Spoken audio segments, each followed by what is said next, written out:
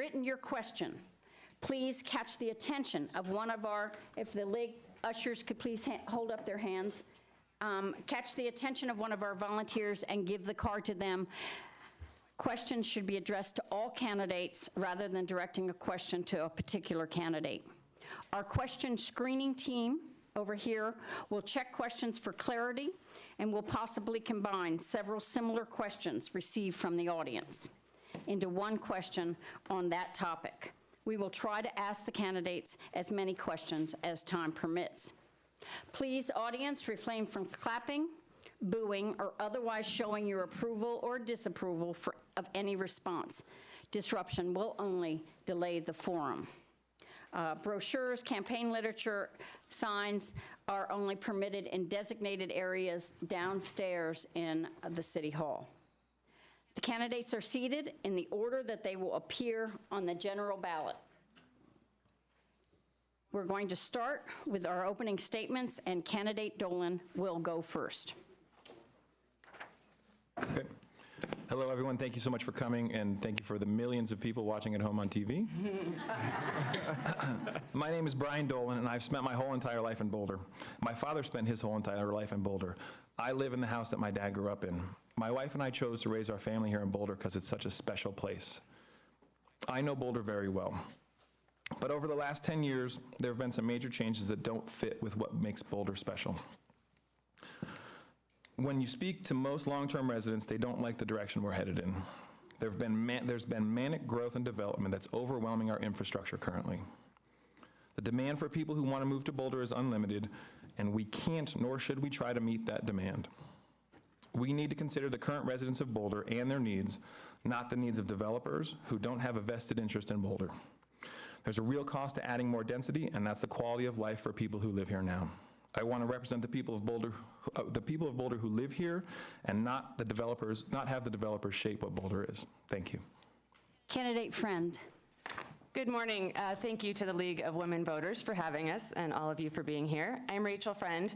I went to Stanford University for undergrad and then Notre Dame for law school. I have spent most of my legal career sort of advocating for the most vulnerable among us. Right now I am providing pro bono representation to individuals who are detained in Aurora and are seeking asylum in this country. And my decision to run was a pretty difficult one. It meant that I would be redirecting efforts away from some of the work that I feel is pretty important on the state and federal front. But after spending a lot of hours sitting where you all are sitting and seeing some of the dysfunction in the processes in Boulder, I decided to step into the race. Primarily what I saw was that we are not operating at a very efficient, transparent, or sort of sensible level. So I am running for city council because I think we need to be fact-based and data-based in our decision-making. Thank you. Candidate Joseph. Thank you very much. It is a pleasure to be here with all of you. My name is Junie Joseph, and I'm running for Boulder City Council. I'm running for City Council because socioeconomic diversity and political inclusion matters. My personal experience with the lack of affordable housing in Boulder has compelled me to run for City Council. When I first moved here to Boulder, I had issues finding affordable housing. And I believe in a place as diverse as Boulder, who believe in inclusion, that is unacceptable. I've had the opportunity of also volunteering at the Boulder shelter, and I see people who live here in this community who can't find affordable housing. And I think, again, that's unacceptable. In addition to my personal experience with the challenges of finding affordable housing, I have dedicated my life to service. I have a track record of service. Over the past 4 years, I have worked in the human rights and development field, and I believe I can contribute to making Boulder a more socioeconomically diverse and politically inclusive place. My top 3 priorities are transit-oriented affordable housing, government efficiency, and open space management. Thank you. Candidate Wallach. Good morning. Delighted to see you all. My name is Mark Wallach, and I am running because I have a background in real estate law and real estate development, which I think can contribute to the conversation about the most divisive issues in our city today, which are land use and housing issues. I have a fairly substantial background in all of those areas. And while I do not presume to have all of the answers to these difficult questions, I do think I can ask the right questions about them and work with other members of council to actually get to solutions that will benefit the community of Boulder, both in the near term and the long-term future. So I would urge you to see my website, wallachforcouncil.com, and I hope you will like what you read there, and we'll be discussing more about some of those views today. Thank you. Candidate Duran. Good afternoon, good morning, good day to all of you watching this broadcast. My name is Benita Duran. I'm a fifth-generation Coloradoan, born in Pueblo, Colorado, and rooted in southern Colorado and northern New Mexico. My mom is a resident of Pueblo, and she's an active member of the League of Women Voters chapter there. I'm bringing to this opportunity years of city experience and city work. I worked for the city of Boulder for 9 years, and for 4 years I was the assistant city manager. I'm bringing to this opportunity nonprofit expertise and experience. I currently am on the board of Boulder Community Health, and in my past volunteer experiences, I've been on the Community Foundation Board, chaired that board, on the Shelter Board, Attention Homes, YWCA, to name a few. I'm bringing private sector experience. I've worked with municipalities in Colorado and throughout the state and want to bring that perspective. I have an undergraduate degree in economics from DU and a master's degree in public administration from CU. Most importantly, I've lived the social equity, social justice experience here in Boulder for 25 years. I've voted here for most of my adult life, and I know I can help make positive change happen to make Boulder more welcoming, diverse, and engaged and hopeful for the future. Thank you. Candidate Chukla. Good morning, everybody. My name is Corina Julca, and I'm from Peru. I'm a citizen of the United States. I've been living in Boulder for 5 years and in Colorado for 10. The main reason why I'm running for city council is because the place where I live, I found that it's terribly under the danger of being demolished. We are in the opportunity zone. One of my apartments is probably the least affordable, market affordable apartments in the city. I'm a grassroots candidate, and I'm trying to bring some honesty and transparency. What I'm pursuing with me trying to run for council is that I want everyone's voice to be here in this city. Thank you. Candidate Yates. Good morning. My name is Bob Yates, and for the last 4 years, I've had the honor and privilege of serving as one of your representatives here on City Council. I spend every Tuesday night sitting right here, sometimes till Wednesday morning. We've accomplished a lot, I think, in the last 4 years on housing and transportation and climate change, on homelessness, but we have a lot of work to do. You may not agree with every vote I've taken over the last 4 years or every position I've taken. It would be, I think, kind of a rare convergence to find two people in Boulder that agree on absolutely everything. But I hope that over the course of the last 4 years, you found me to be accessible and open and transparent. I know many of you in the room subscribe to my monthly newsletter, the Boulder Bulletin. There's about 4,000 subscribers here in town.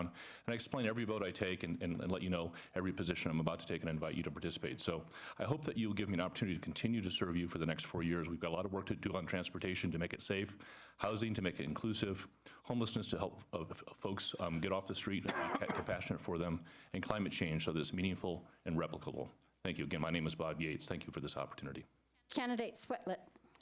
Good morning, everybody. My name is Adam Swetlik. First of all, thank you to the League for hosting us. This is always probably the best candidate forum of all, so thank you.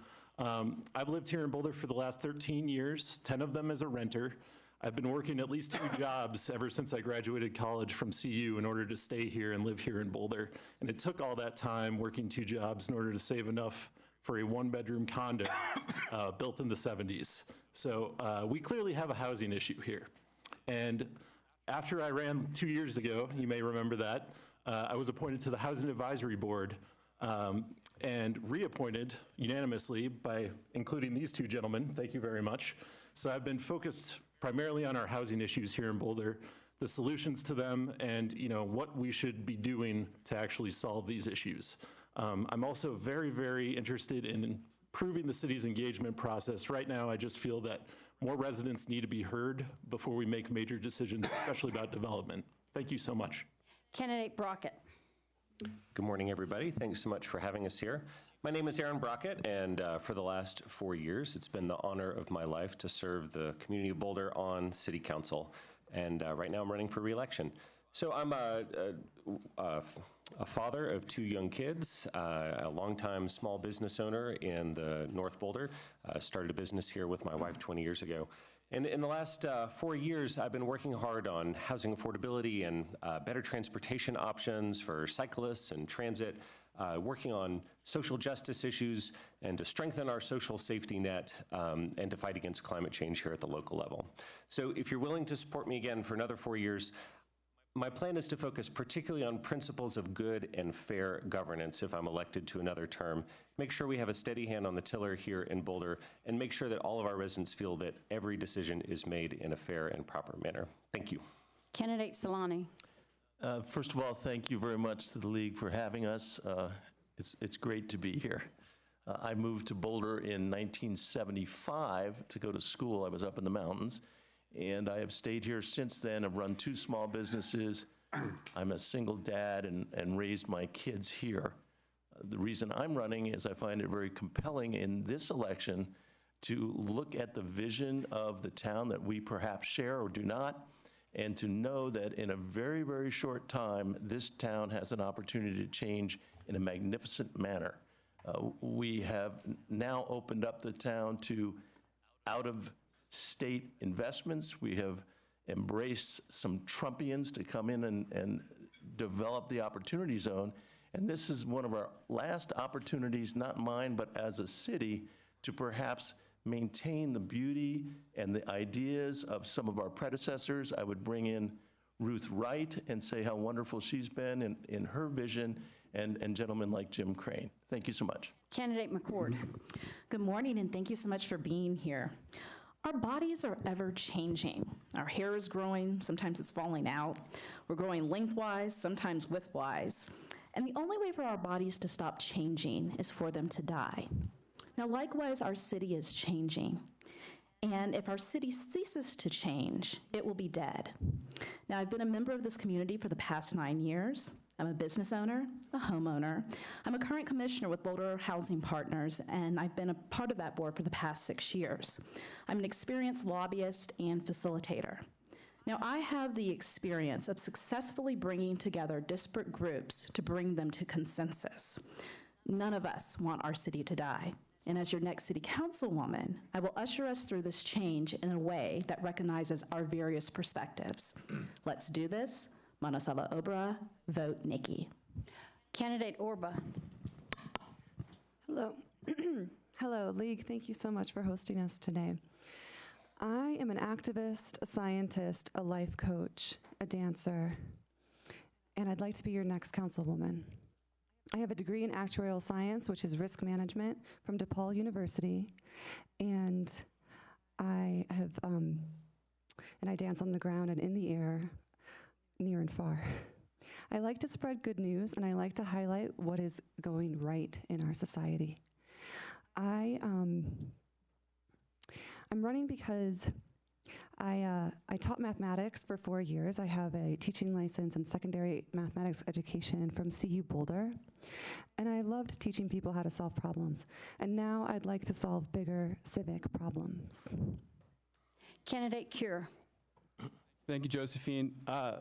First of all, 100 years of the League of Women Voters is something to be said, so congratulations on that. So for the past 16 years, I've run an organic farm, Cure Organic Farm, and Boulder City Council is a dirty job, so I've got some experience in the dirt of our local politics and our local abilities to get things done. I'm a blue-collar worker, in the degree to which we need to have a degree of common values for common ground. I'm an independent. I'm not beholden to any particular prescribed notion of what Boulder should be.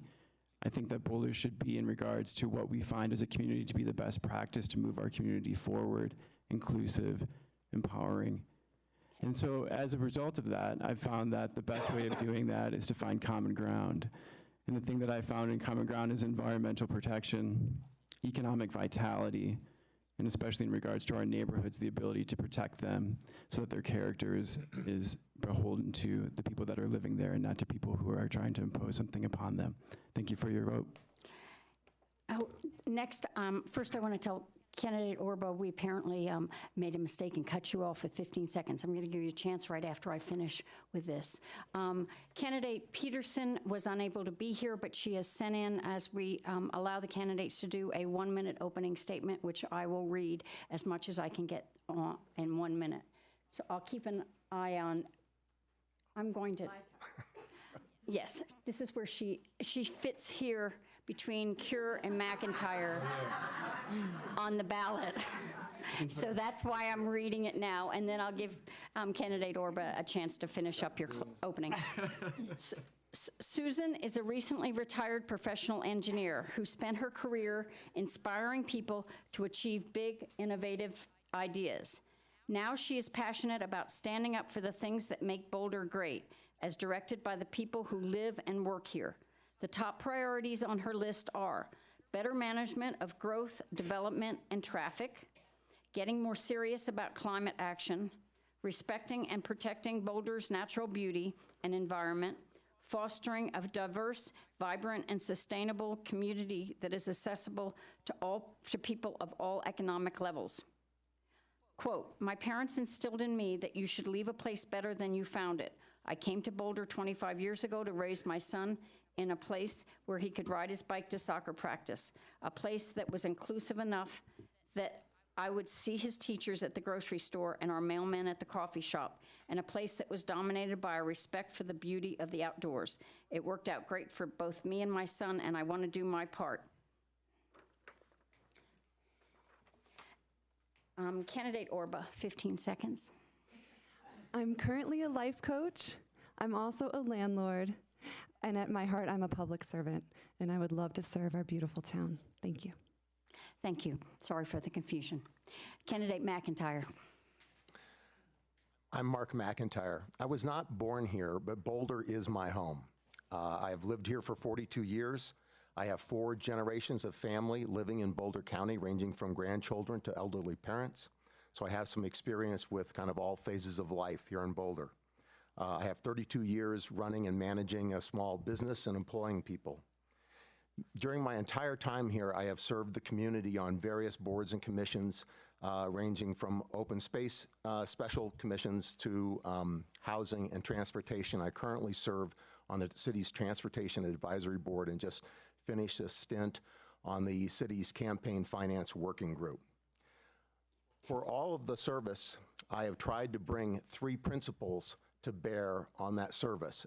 That is stewardship of our environment, democracy and good governance, social justice and equity.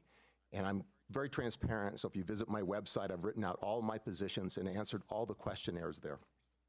Thank you. We'll now begin with our questions. We'll start with candidate friend and work to the right.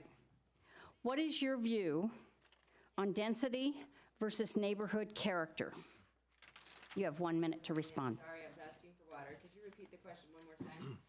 Yes. What is your view on density versus neighborhood character?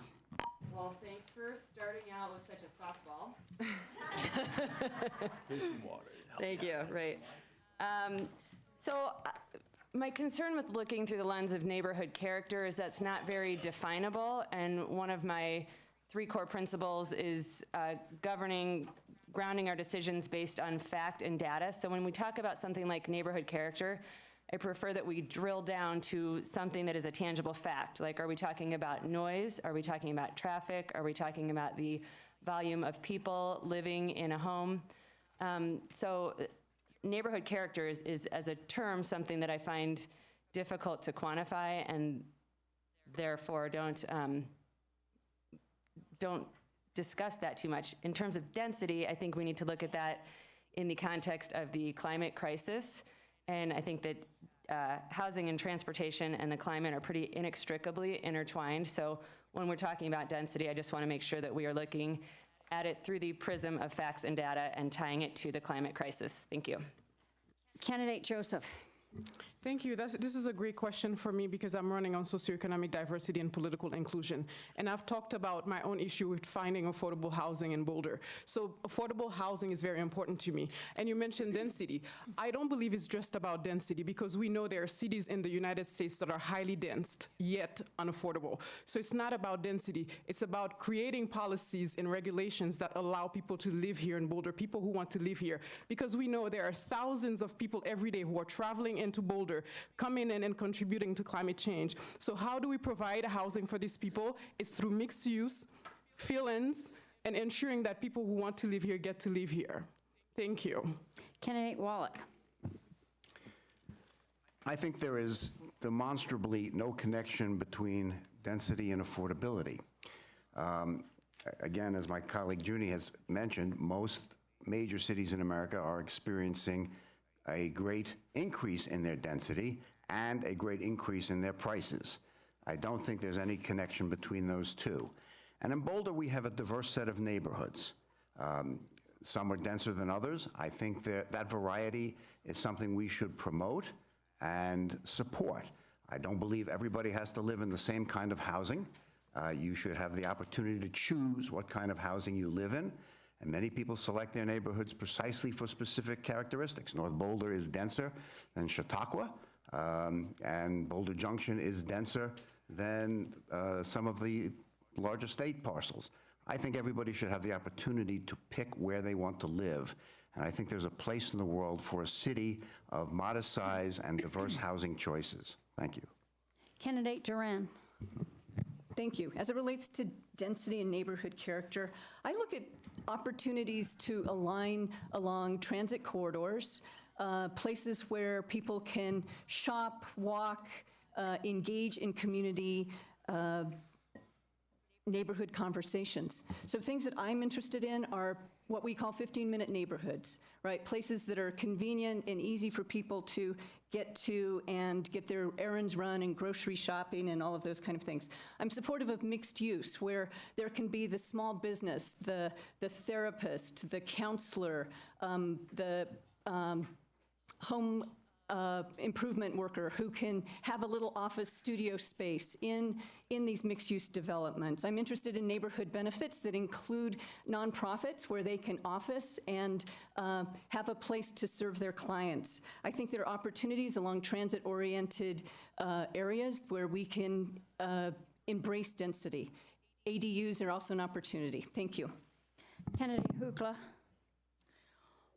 Well, my opinion on density and affordability, I think there's no connection between density and affordability because the market in Boulder is like everything that is built in Boulder is pretty much unaffordable. More than 50% of people here in Boulder are renters. I'm one of them. I'm renting with my family for so many years, not just in Boulder, but in Colorado. The Opportunity Zone program is something that I believe, and it's been reported in the New York Times, but a lot of good, reliable journalists are not going to help with affordability at all. It's actually going to gentrify, and everything that is going to demolish is going to be built more expensive. So I think as a city, if we cannot build more affordable, we should have to preserve what is still left of affordable. Not only affordable housing, but also market affordable. We cannot let what happened already in the East Point apartments to happen to other places here in Boulder. Thank you. Candidate Yates. If you read my profile in today's Daily Camera, you know that I am very concerned about housing affordability, but I also recognize that there's no way mathematically or physically that we could house all of the in-commuters that come into Boulder. But for every family that we do house in Boulder that already works in Boulder and that commutes from some of our suburban cities, that's very meaningful for that particular family. So we don't want to give up. We want to create housing where we can in appropriate places. Some places, density does make sense. One place I can think of that we may have an opportunity to develop is the diagonal crossing out near the northeast entrance to the city. That may be an appropriate place for some dense housing because there's some good transportation there. But we also have to be very, very respectful of neighborhood character. Many of you in this audience have invested your life savings into your home, and you bought into a neighborhood that has a certain character, and you have expectations. As we are developing, for example, the Alpine Balsam neighborhood, where the former community hospital used to be, we need to be very, very respectful of that existing Newlands neighborhood and make sure that the density does not exceed what the neighborhood can carry. Candidate Swetlick. So people don't move to Boulder because it's going to be a bigger and bigger town. They move to Boulder because they love the small town feel. I've only ever lived in 2 places, here in Green Bay, Wisconsin, about 100,000 people each. I don't feel comfortable in a city much bigger than that, to be honest with you. And that's what I think most residents in Boulder feel as well. So it's my priority to make sure that we're not building things that are actually going to push people out of town. Right now, we build more and more big houses on large lots. We build really, really high-end luxury condos. That ends up raising property taxes on people surrounding. And that actually pushes people who have lived here for a very long time out of town. So I want to take steps that's going to reverse that trend, because I think it's super important that we keep existing residents here. I also want to provide much more permanent affordability when we are building things. I want to increase our inclusionary housing percentage from 25 to 35% and start putting head taxes on some of our largest corporations so that they pay for the affordable housing that they are not creating. Candidate Brockett. I just want to say that neighborhood character is made up in part of what is built in a neighborhood, but I think even more important is who are the people that live in a neighborhood. So I think over time, our town has gotten increasingly expensive, and so the people that can live here are increasingly wealthy. So I support gentle infill kinds of ideas, like accessory dwelling units, as a way to make sure that people who used to be able to afford to live in our single-family neighborhoods still have an opportunity to live in them in, say, a mother-in-law apartment above a garage, something like that.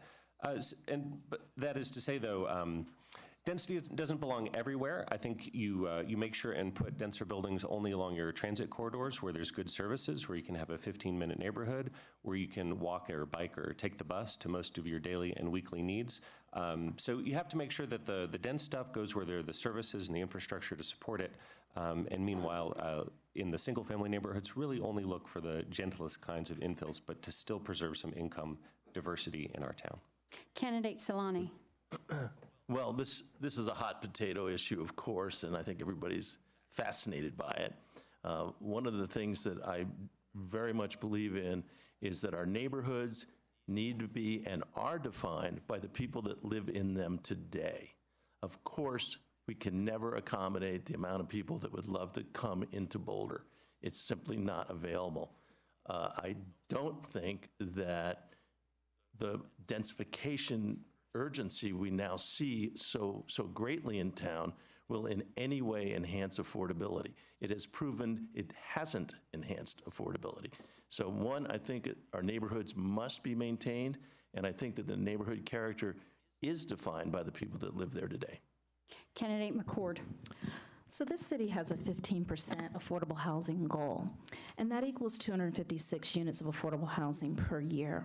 Now, the reason why that's one of the pillars of my campaign is to give residents certainty that we need to be able to meet this goal in order to respond to the affordable housing need in our community. But I'm willing to negotiate with residents to make sure that we are putting not all of the units in one backyard, but asking those residents, what can the neighborhood bear, and making sure that we're getting to that number of 256 to meet our goals through sustainable infrastructure. And so that's my position on making sure that we have affordable housing and we're meeting the goals that we've set for ourselves as a community. Candidate Orba. We are getting denser. We can't build up, we can't build out.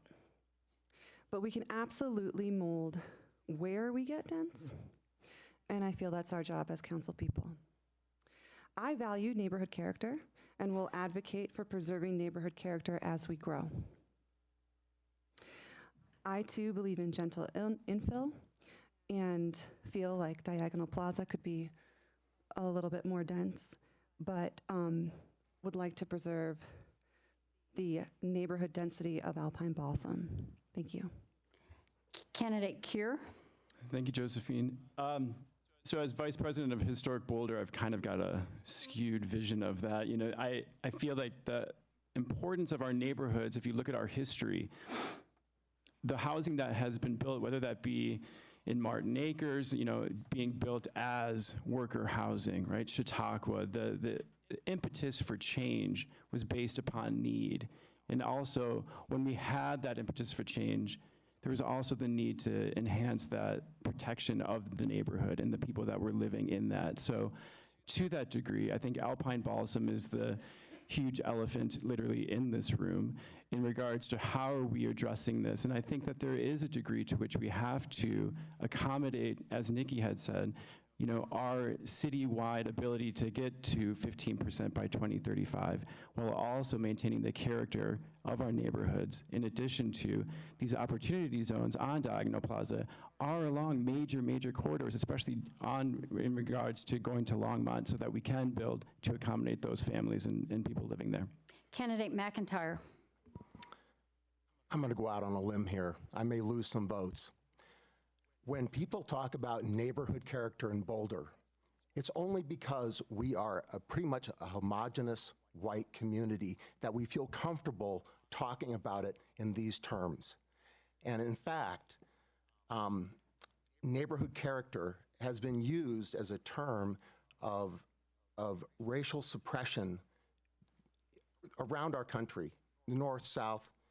It's been used. So when I think about neighborhood character, I think about Boulder, and I think about rich, white, and suburban.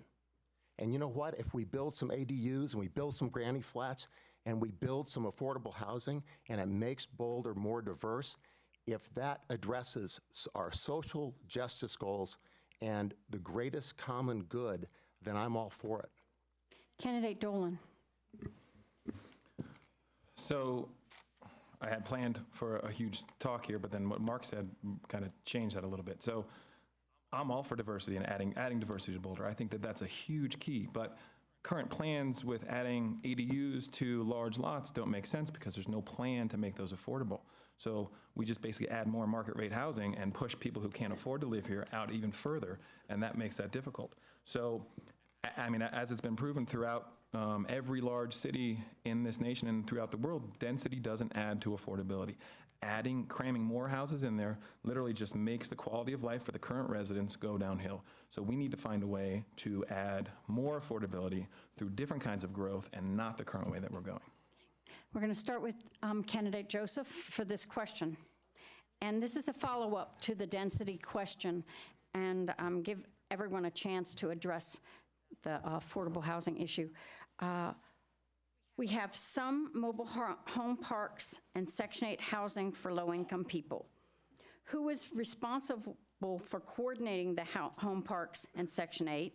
Secondly, what do you think City Council can do specifically to do about our affordable housing crisis? Candidate Joseph. So the question is, what can we do to better manage mobile home parks? This is the thing. I've had the opportunity to walk Orchard, the mobile home park on Valmont, and I have met a teacher and a social worker who live there. And through my conversation with them, they expressed to me that they're living there because they make too much money to be able to afford affordable housing and too little to pay market rate. So that means that we have a discrepancy in our own system and programs. Therefore, we have to work to provide affordable housing to middle-income people. And I support the current ballot initiative. I think it's very important that we take care of people here in Boulder. Currently, our market, we have people who can afford to pay the market rate, and also the city provide for people who want affordable housing. But middle-income people such as teachers and the people who provide safety services in our community don't have access to housing. And I think it's very important that we take care of these people. Candidate Wallach. With respect to mobile homes, I would encourage us to create more municipally owned mobile home facilities, because when we own the land, we can control the rents and we can protect vulnerable tenants from arbitrary evictions and targeted evictions. And I would use that same strategy to create more middle income and affordable housing generally. We have some underutilized real estate assets in this town, and I'm thinking particularly of our municipal airport that do not contribute that much to the town, but could be the location for, in the airport's case, over 1,000 units of middle income and affordable housing. And I specifically focus on the middle income because nobody is building that product today. And we can make that happen because we own the land. That's the key distinction, and that's why I want to take some of those assets and turn them into middle income and affordable houses. Candidate Duran. Ms. Josephine, can you repeat the question? I want to make sure I'm answering it. Okay. This is the follow-up to the density question. We have some mobile home parks and Section 8 housing for low-income people. Who is responsible for coordinating the home parks in Section 8? Secondly, what do you think City Council can do to address our affordable housing crisis? Okay, thank you.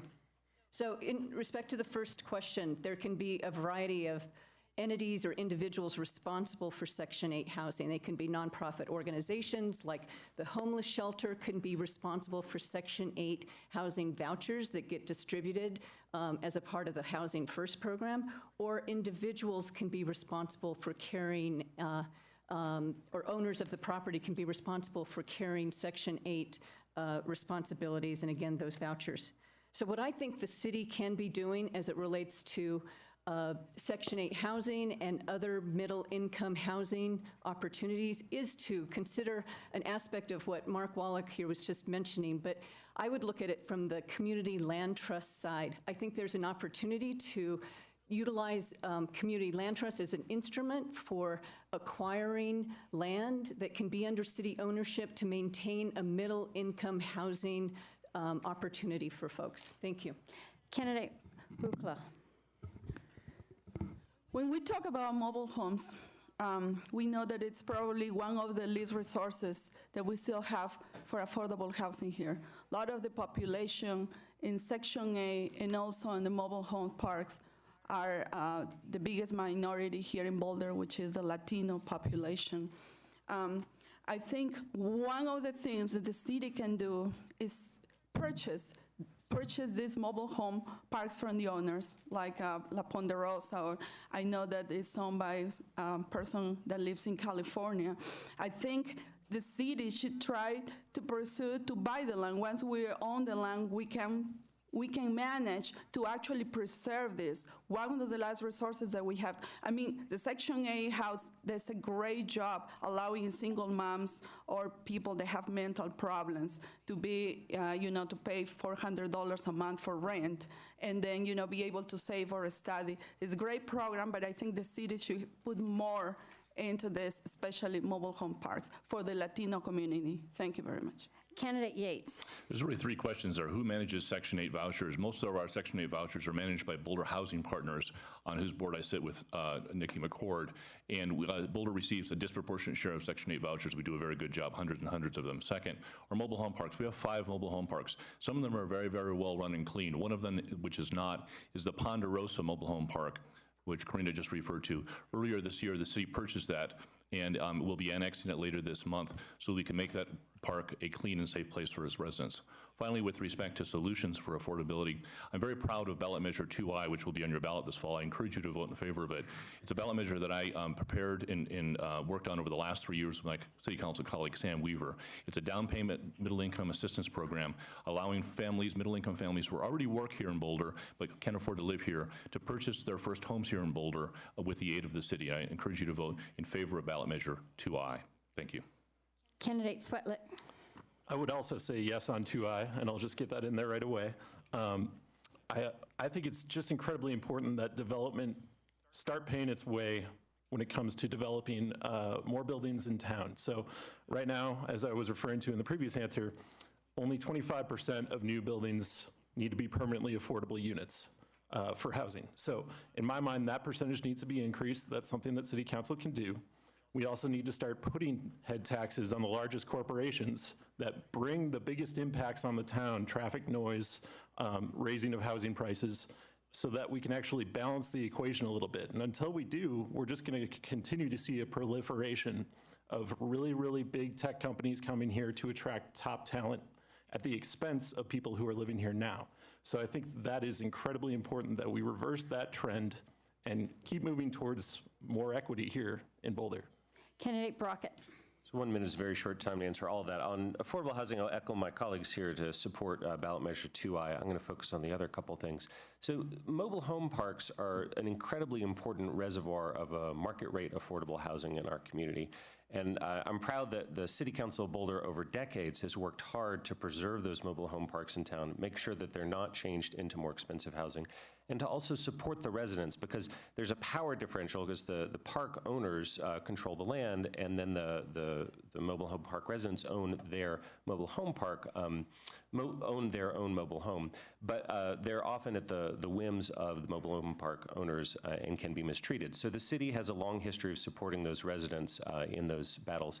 And I'm happy to say that just this last year, our State Representative Edie Hooten got some legislation passed at the state level to increase protection for mobile home park residents. The city has supported her in those efforts and will be implementing those rules this year to continue to maintain that as an affordable place for folks to live. Candidate Solani? Thank you. I think there are 3 questions in that group of questions. And as far as the vouchers are concerned, I do believe BCH does a very good job in dealing with that. It's a tricky gig.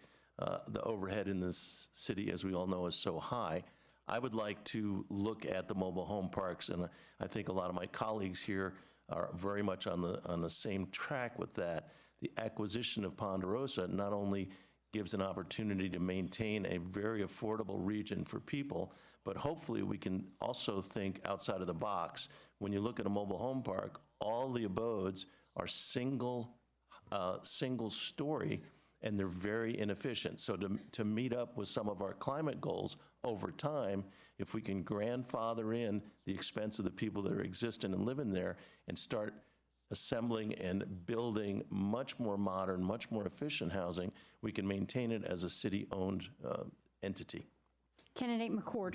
So I've been at the Housing Colorado Conference since Wednesday as part of my board service with BHP, so I wish I had more than a minute to answer this question. I have so much information for you guys. But in terms of mobile home parks, the city just passed the mobile home strategy, which will give mobile home residents the ability to purchase the mobile home park. Now, while I was at that conference, I met with people, with lenders who have money available to do this. So this is something that the city has done in the past to help protect mobile home park residents. In terms of Section 8, what the city has also done is passed an anti-discrimination law to make sure that landlords are not discriminating against people who are coming to them with Section 8 values. So as your city council person, you're going to want someone on city council who has the experience, who has worked with affordable housing for the past 6 years, who has the knowledge and who has the connection to talk about realistic solutions for solving our affordable housing goals and things that can actually be done. Candidate Orba. So, as a resident in Boulder, my rent increased 62% over a period of 6 years. Now, I don't feel like that's fair. It's much higher than inflation and normal wage increases. So my mind goes immediately to rent regulations, which is not currently legal at the municipal level. I ask the landlords to step up. I know the market is high, but if you don't need the money, please don't raise your rents that high. You don't have to be greedy just because the market lets you. I ask you to do what's right. I also am middle income, but I had to be so creative in Boulder in order to be middle income. I'm excited to hear what Nikki just had to say about the co-oping of a mobile home park.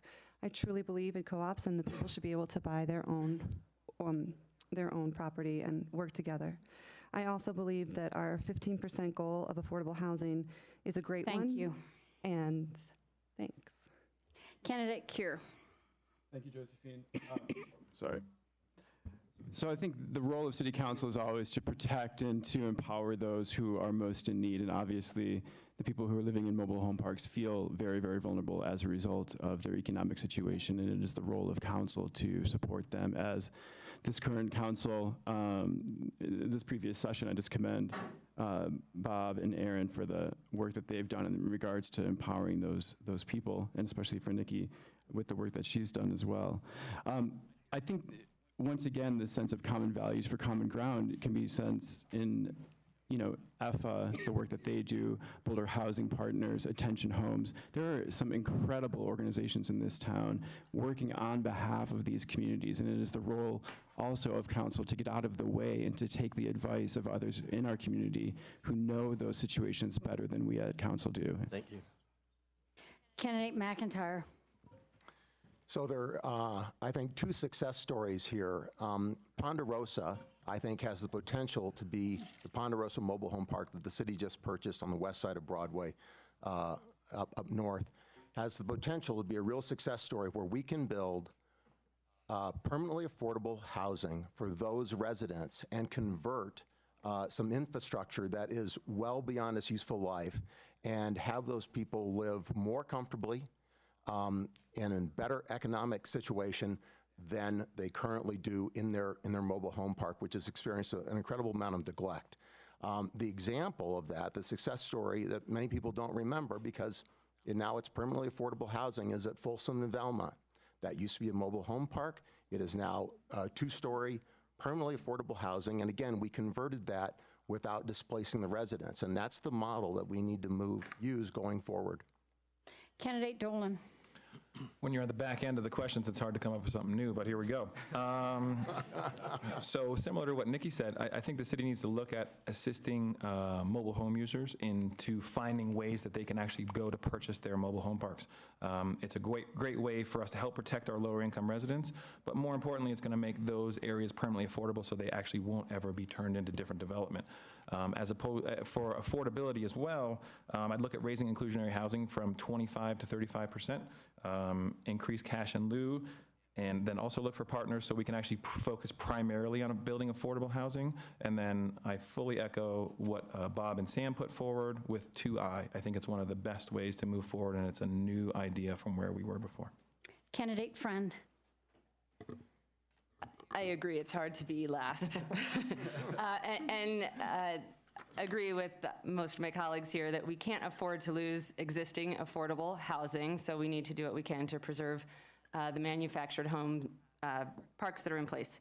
And concur with Benita and Bob. I think they gave a very solid answer on part one, so I won't reiterate that. And the second part of the question I understood to be, what can we do more broadly to have more affordable housing? So I'll just give one example. I would like to put an ADU in my backyard, and I contacted the city for that. I'd like to make it affordable. When you try to contact the city, you have to email them. You can't get a person on the phone. And then you learn that you have to have a water hookup and an electric hookup, and you're maybe gonna have to move some sheds. So I would say that to get to yes on some of the affordable housing options that we already have or want to promote, we can do more as a city to do something like give microloans or make it easier for people who are trying to opt into providing those affordable home options. Thank you. And we'll start the next question with Candidate Wallach, and it is, as a city councilor, what solutions do you propose to the homeless problem? If you think it's hard to go last. Well, there is no magic bullet with respect to the homeless problem. We are suffering from a national problem. But having said that, I fully support the work that's being done by organizations such as EFA, the Bridge House, the Homeless Shelter. I would look for opportunities to increase funding for those services because I think they're doing very, very important work for the community. I had the opportunity to speak to our district attorney about it, and he pointed out to me that at a state level, Colorado is one of the worst states in terms of funding programs for better mental health and addiction outcomes, and that is a large component of our homeless problem. So we have to work at the state level. We have to continue our support for programs at the local level, and we simply have to understand that what we are dealing with is a problem that is afflicting every community in the United States. Thank you. Candidate Duran. Thank you.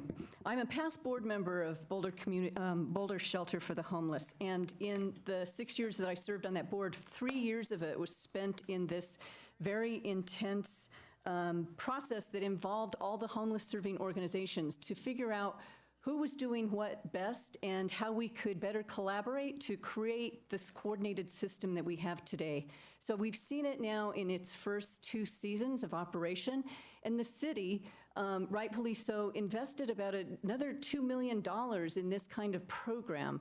And that's a significant investment. And so I believe that the data that we're getting out of this will help inform us to determine what additional changes need to be made in the program structure and the system that is helping to address homelessness with Housing First programs and other ancillary programs that Bridge House and others have done a beautiful job in creating opportunities for people in the system. Thank you.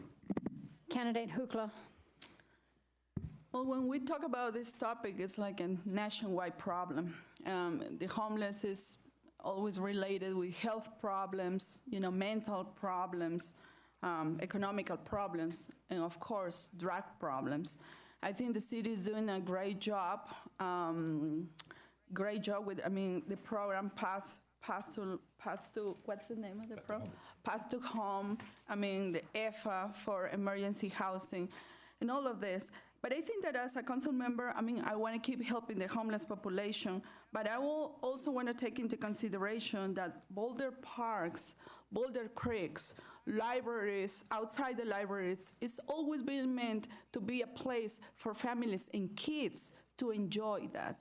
And I want to be sure that that keeps into that direction. I'm here to support moms. As a mom, I'm really concerned about the NEDO program. I think we have to be more careful. We have to find a way to relieve this danger that is now, I won't take my kids to the public library in the sandbox to play there. Thank you. Candidate Yates. A friend of mine asked me this question yesterday, so I have the answers right here. Let me tell you about 5 things that I shared with him that we actually do right now. First of all, the city supports the 2 service providers, Bridge House and the Boulder Shelter for the Homeless, which between them operate 210 beds. And on cold nights like we had earlier this week, that goes up to 282 beds. Those beds are never full. Number 2, we operate what's called a coordinated entry program to ensure that we're customizing the service that we do provide folks. And through that coordinated entry program, which started 2 years ago, we have helped 648 individuals exit homelessness, oftentimes being reunited with family and friends outside of Boulder. Third, through the Bridge House Ready to Work program, we provide job training in culinary arts and landscaping to 44 people at a time so that they can get first and last month's rent and have a resume. Fourth, we provide permanent supportive housing for the most able-bodied of our homeless folks. We have 100 units of that right now, and we plan to add another 100 units over the next 3 years. And fifth, through a program that city supports with EFA, we try to keep families from becoming homeless by providing subsidies for their mortgages and their rents when they find financial distress. Candidate Sweatlet. So I think it's really important just to start that there are different types of homelessness. There are people who are seeking long-term housing, and there are people who are not, who are kind of just traveling around and, like Boulder because it's a cool place to be. So they need different solutions, and they can't all be lumped into one. That's the first thing that we have to look at. I think it's incredibly important to keep people in their homes. So we do have a program that pays for, I think it's 3 months rent. Just if you're falling on hard times, and I want to continue and maybe even expand upon that program, because if people don't become unhoused, they actually are much healthier, much safer overall, and that is the best way to actually address the problem of homelessness, is to keep them housed. Second, I think we do need to provide more day sheltering for people so they have an option of a place to be rather than along the creek side, rather than, just in public spaces where they might get harassed for no reason. I think that's super, super important as well. Thank you. Candidate Brockett.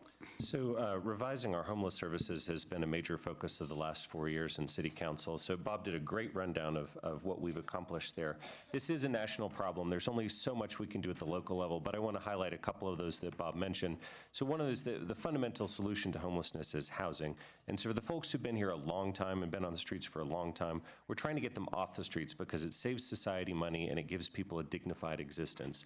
So we have been ramping up the number of permanent supportive housing units, which include wraparound services for mental health and substance abuse and financial counseling and other issues. So I'm proud of our efforts to increase those housing units. And the other thing is that the most important, the best thing you can do is keep people from becoming homeless in the first place. And we direct the most resources in that area to our families. So in coordination with EFA, we have the Keeping Families Housed program, which does provide that 3 months of rent stabilization. Again, key issue here is wraparound services, where people get the financial counseling and other sorts of resources that they need to stay happy and healthy. Candidate McCord.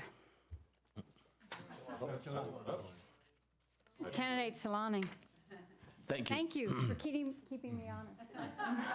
Thank you, Josephine. Sorry. 2 minutes? I think our efforts with the homeless have been terrific, and that the city council perhaps has got its greatest success in doing that. And Bob and Aaron have done great jobs with that. The coordinated entry has every appearance of being very successful over time. The societal expense of criminalizing homelessness is magnificent. So every time we put a homeless person in a jail, it's kind of a loss for everyone involved. We need to further housing for them. And I do also reflect on my experience at the library, that sometimes I get somewhat intimidated from going into the library, and instead of being able to avail myself of the existing services, I'm constantly reminded that it's really a place for the homeless to stay and live in. So we need to adjust that a little bit. But I think we're doing a very good job of it, and I very much will propose to keep that going if I get elected. Now, Candidate McCord. So as I stated previously, I've been at a housing conference since Wednesday, and one of the things that I learned is that we sometimes need to get outside of Boulder in order to understand how to have solutions. And I attended a session that I loved that was a formerly homeless individual was giving the session, and he talked a lot about housing first and how housing plus services actually helps people get out of homelessness. Now, as a member of Boulder Housing Partners for the past 6 years, I do know that we have 1175 Lee Hill, which is a housing first solution, and through that housing development, it's been on operation for about 5 years, and although residents were resistant to it at first, I'm happy to report that in the last year, there were 0 calls to the police in terms of disruptions at that property. So I think that there are solutions to the homeless situation. I think that it's important for us to learn from other people outside of Boulder on how to solve these issues, and as a city council person, I'm willing to do that. Candidate Orba. So I'm really proud of Boulder for opening up the Attention Homes project. There will be 41 18 to 24-year-olds in transitional housing in a matter of weeks. I don't know exactly when they're opening, but yeah. This model has been copied from a national model. It's the 6th in the nation, and I'm really proud of us. I would like to see better sharps containers and collectors around the creek and in public bathrooms downtown. I also would like Boulder to consider opening a women and children only shelter. Currently, we don't have one, and I don't think that's good enough. I am an advocate and I support the coordinated entry program, and I think we can do a little bit more for mental health and addiction services. Thank you. Candidate Cure. Thank you, Josephine. I think once again, we need to remain teachable in regards to outside solutions to our common problems, in the sense of Nikki's experience in regards to going to these conferences, going to outside of our community and seeing what is working in other communities and taking those same initiatives. I think once again, EFA, Boulder Housing Partners, all the work that's being done right now in Attention Homes and trying to get them into these 15-minute neighborhoods. So once again, the main solution to this problem is, as everyone has said, is getting them into shelters, right? Getting them into their own homes so that those main problems of criminalizing things such as mental health problems, drug addiction, financial instability, those are the programs that we as a city, and I commend this council for all the initiatives that they have done in order to basically find solutions to common problems. Candidate McIntyre. So I essentially concur with everyone up here, especially Bob for his education about what we're doing currently, and Aaron for the incredibly good work, for Nikki for pointing out the success of 1175 Lee Hill, which that was a battle, a royale to get that done. And now it's done, and it's serving our community, and it's serving our community without, really without controversy. And so when I talk about good governance, I want us to have measurable metrics, and our coordinated entry system has measurable metrics, and the latest report shows that it is a success. It is not perfect. It is not perfect. It does not solve the homeless problem as is perceived in total, but it is a success, and we have to live our values, and we have to be willing to adjust. So we have a coordinated entry program, and if we need to make adjustments, make tweaks, great, let's do it, but let's live our values. Candidate Dolan? So first, I think what we need to do is we need to have compassion for all parties involved. I mean, it's a difficult process. It's a difficult situation, clearly, on the homeless end especially. And everyone's already covered a lot of things. Bridge House is amazing. Attention Homes does a great job. Path to Home is great. But I think what we also need to do is we need to start looking at how we're treating addiction in our community as well. And the one thing that Karina kind of touched on was our current needle program. And currently, it's not a one-in, one-out situation. You can go and they can give you a handful of needles and they don't ask where the other ones were. They don't ask for anything else. And I've seen numbers where there are in the range of 200,000 needles that haven't been given back to our needle program. So we need to first make a one-for-one exchange program for our needles so we know where they're going, and it's a safety issue for people who are addicted. It's a safety issue for people who live here. So we need to readdress how that goes into our community, because one, as in the boy who poked himself recently, one child is too many for that situation. Candidate Friend? So again, grounding things in data and facts, the #1 predictor of adult homelessness is teen homelessness. So I also want to give a shout out to Attention Homes. They're going to do great things for our community, and we need to expand funding for that as needed. #2, I think we need to look more broadly at a regional and state approach, because there's a lot of concern about a magnet sort of drawing people to Boulder because our services are so great. So I think that if we can expand and you're getting the same services in Nederland as Denver, as Glenwood Springs, as Boulder, that's going to help alleviate that, and Boulder can continue to do great things, and other communities will need to follow, and we will need to follow the great things that other communities are doing as well. Coordinated entry is awesome. It's data-driven, so we want to continue with that, but I do believe we need to build in more compassion. The severe weather shelter should be open at warmer temperatures. 38 degrees when you're wet or 39 degrees when wet is too cold, and you can get hypothermia even at 55 degrees. So we need to follow the facts and the data and be compassionate. Thanks. Candidate Joseph. Thank you. I've had the opportunity to volunteer at the Boulder shelter as a cook at 5 o'clock in the morning. And that experience, I've seen people who work in this community. So the homeless population is not just people who are on drugs or people who decide to, people with mental health issues. It's also people who work in this community. And I've actually met CU students who live in their car. So it's not just the broad array of people who are homeless is not just one group. It's not a monolith. So I think it's very important that we look into the regional coordinations, more funding for mental health as well. But I think it's very important. A lot of my colleagues have mentioned, the different ways we can go about solving homelessness issues. But the thing I want to leave you with is that when we think of homelessness, we have to think that until every person in the community is secured, we are not secured, because a homeless person can be any one of us. Thank you. The next question, and we're going to start on the right and work this way, so you will again be last. Thank you very much. Okay. We're going to start with candidate McIntyre on a totally different subject. Do you support a municipal electric utility, and why or why not? I used to support the Muni up until 2017, and I no longer do. And the reason is my commitment to greenhouse gas reduction supersedes our desire to have a municipal utility. The original goal was to do our part in mitigating climate change, and we do that by reducing our greenhouse gas emissions. The Muni has become a project about owning poles and wires, about the means of distribution rather than the means of renewable energy production. It has taken 9 years, millions of dollars, depending upon who you talk to, between $15 and $20 million, and an incredible amount of talented staff time, and we are still years and years away. My vote would be to end the muni process and to get behind real greenhouse gas reduction and renewable energy production. Candidate Cure. Thank you, Josephine. 22 million over 9 years is a lot of money and a lot of time.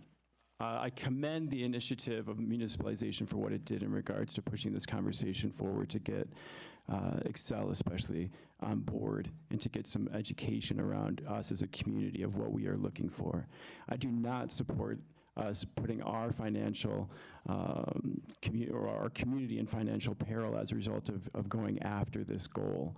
I feel like the goal of working together, the common value, as Mark has just said, of getting renewable energy is something that can be achieved by working together rather than an antagonistic, very expensive divorce process that has no timeline in regards to have or finding solutions. Candidate Orba. I am pro the municipalization effort. I do believe that it has been proven in other municipalities that when a city owns their own electric, they do reduce carbon emissions, and so I trust that data. Now, why is it taking this long? That is where I go. I met with a few different people about this topic, and it could be a personnel issue. I would like to see a condemnation expert in town, and I truly believe that we can work smarter and not harder. And I'm pretty darn good at figuring out the issues to the problem, the heart of the problem, and I'd like to do that with this issue. Thank you. Candidate McCord. So I support a diversity of solutions to reach our climate goals, and I think that the city is on its way of doing that and creating this Citizens Advisory Panel on climate change. Now, I can say that because of my experience. So when I was a lobbyist for the Department of Environmental Quality in the state of Michigan, our director worked to limit the number of permits for coal-fired power plants while also advocating for renewable sources like solar and wind. Now, when I worked for industry and when I was a lobbyist for Fortune 500 companies, I lobbied on behalf of those companies to make sure that after the renewable portfolio standard was passed in Michigan, that our low-income residents were not going to be negatively impacted by the increase of rates to reach our renewable goals. So my focus is always on the folks who are not at the table, the folks who are going to be bearing the brunt of these increases, and making sure that we're protecting those individuals while also reaching our climate goals. Candidate Solani. Thank you. 9 years into the Muni is a very, very long time to get to the spot that we're at. I support one more vote to see if the people want to go through with this, and I will rely on the vote of the people to determine my interest in it. I have begun to waver on its support merely because so little has gotten done for so much. Candidate Brockett. So climate change is the existential threat of our time. And in order to reduce our greenhouse gas emissions to levels that keep the planet from overheating to an unacceptable level, we need 100% renewable electricity. And currently, the only path to getting 100% renewables in our town is the municipal utility, which is why I continue to support it. But that being said, fundamentally, I view the City Council as stewards of this effort at this point. In 2017, the voters did pass a measure to continue funding for the exploration of the city utility. And so our job on City Council is to make sure that we figure out all the numbers and all the details of what it would look like, and then put it back on the ballot, and the final decision will be up to you, the Boulder citizens. Thank you. Candidate Sweatlet. So I supported the Muni 2 years ago, and I continue to support it today. And for a reason that not everybody else does, I don't think that a for-profit company should determine our future when it comes to fighting climate change. I don't believe that they have our best interests in mind, because they have taxpayers' interests in, stakeholders' interests in mind first.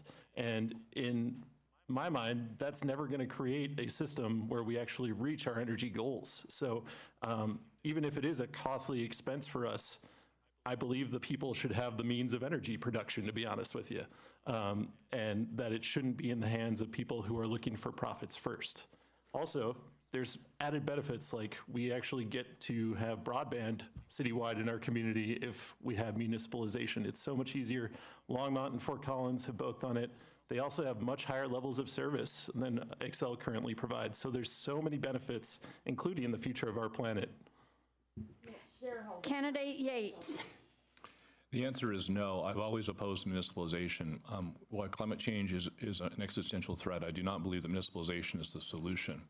I know many of you in the room have supported this along the way, and I respect those decisions you've made. But I think recent developments since the last vote in 2017 have indicated that while this may have seemed like a good idea at the time, it no longer is a good idea. Our state legislature has significantly increased the requirements for use of renewable energy, and Xcel Energy itself has stepped up in its use of renewables and has a plan to get us to 100% renewables.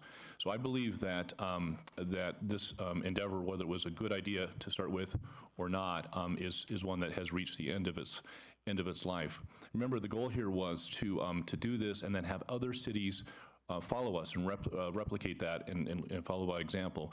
But you know what? If no one follows you, you are not a leader. No one has endeavored to try municipalization since we started this nearly a decade ago. So I'm in favor of putting it back to the people for a vote to determine whether you seriously still want to go forward. Thank you. Candidate Hukla. So when we talk about municipalization, the first thing that comes to my mind is, the global crisis, climate that, we're facing. And I think for me, one of the top things is fracking. I'm anti-fracking. But I think that if we can manage that right now, the fracking, the municipalization, it's a great program. It's admirable, and it's very ambitious. And I salute all the people that are supporting this.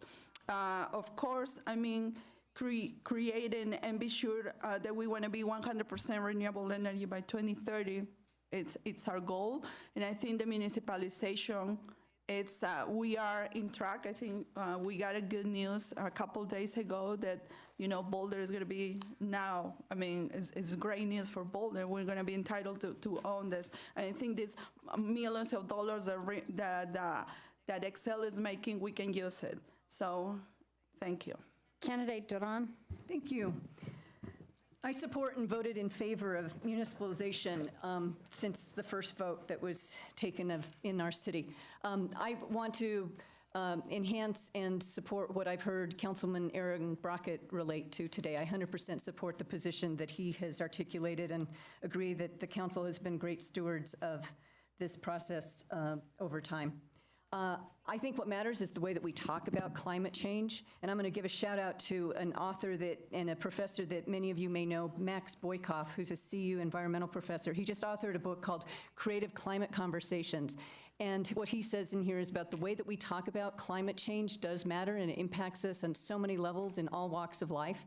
And the areas that I want to focus in on are the issues of transparency and education. So as we lead to a vote that hopefully happens in 2020, I want to see that we have a more transparent process and that we engage people at a grassroots level in the conversations, and particularly that we communicate in English and Spanish about our issues related to the environment.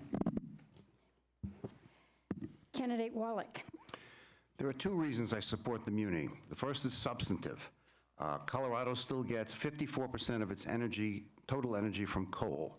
And I think going to the Muni will be the most consequential action we can take towards meeting our 2030 environmental goals. Excel has promised to get us to a renewable future by 2050.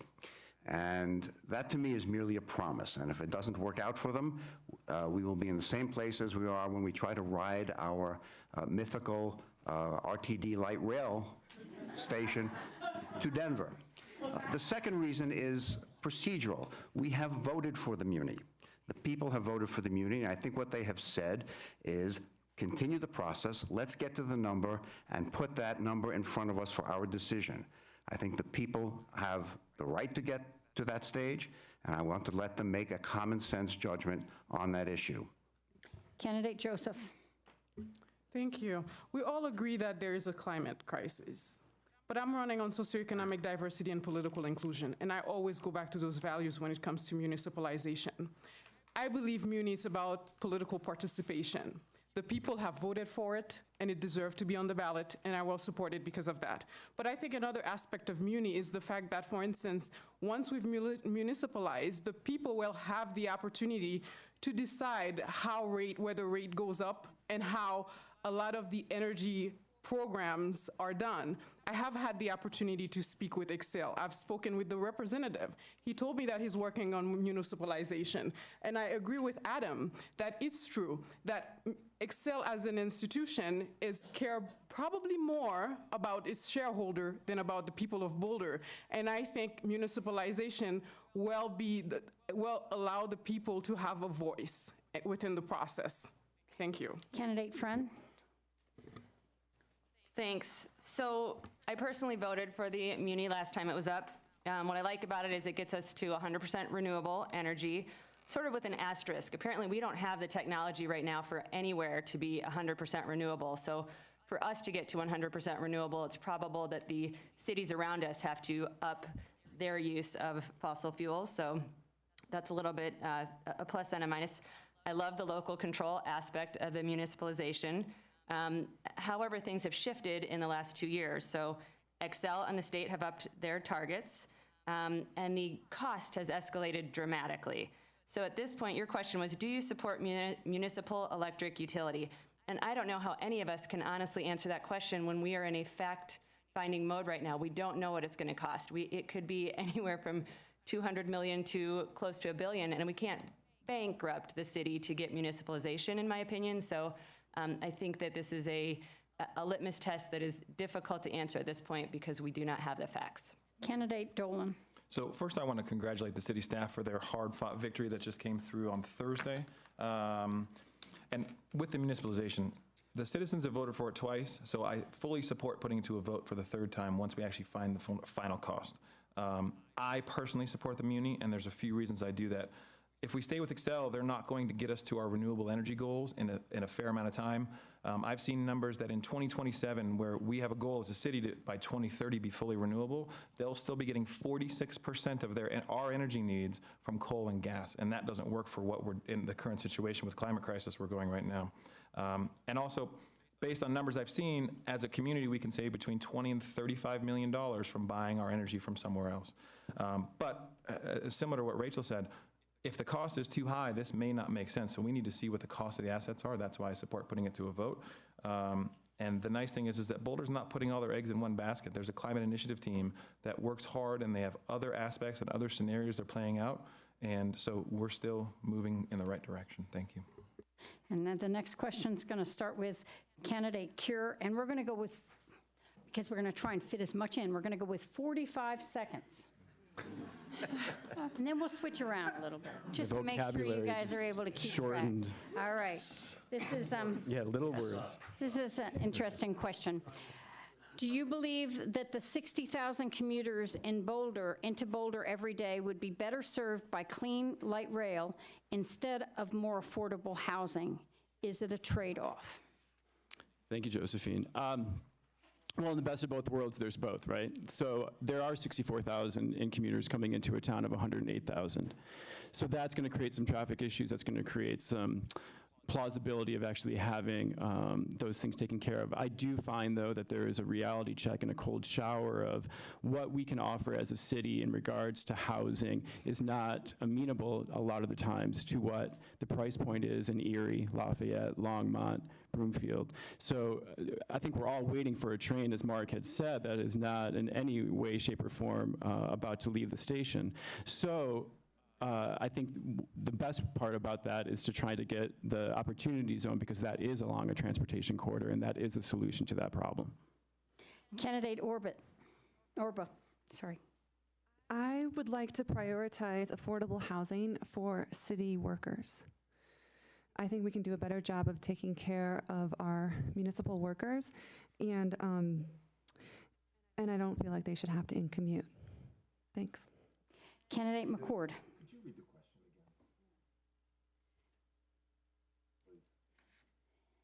again? Do you believe that the 60,000 commuters into Boulder every day would be better served by clean light rail instead of more affordable housing? Is it a trade-off? So as a person who's worked on multiple levels of government, I want to let you all know that we have no control over RTD. So we need to make sure that we are repairing relationships and strengthening relationships with RTD to get the things that we want. Now, what we do have control over is something like microtransit. And so if the city wants to think about microtransit issues, that's something that I am in favor of and will advocate for.